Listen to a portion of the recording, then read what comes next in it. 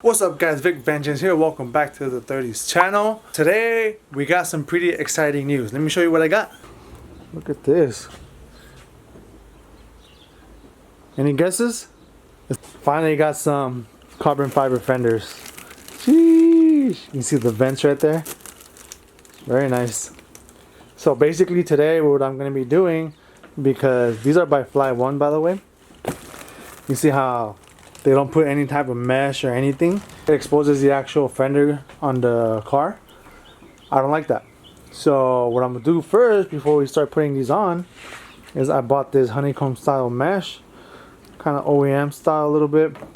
We're gonna cut them and we're gonna put them in the vents. So it shouldn't be too hard. 2 pieces per fender, and let's get to it.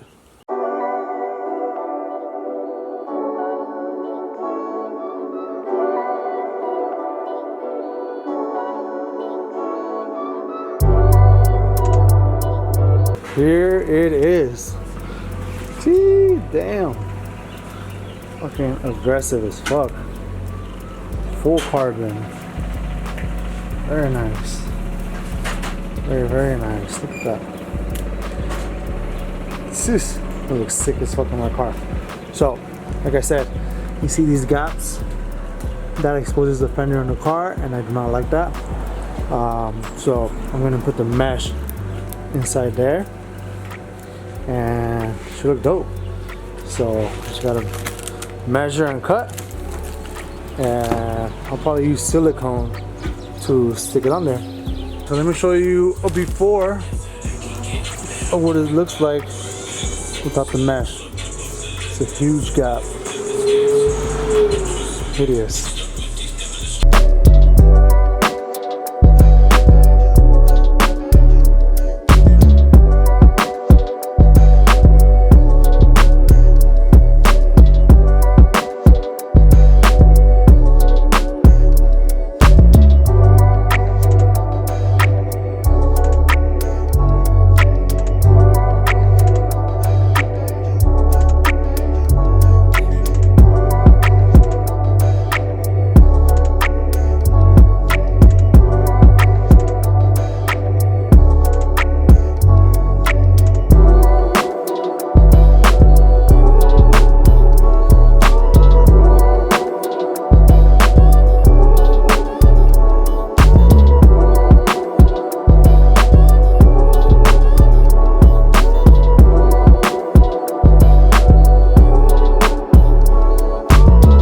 This is the mess I made.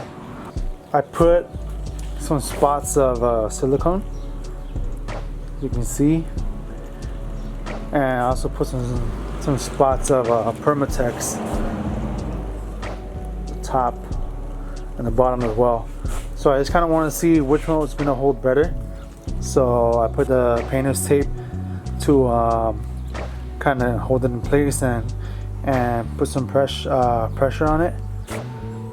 So I'll check on it in about an hour and a half, maybe 2 hours, and see if this method will work.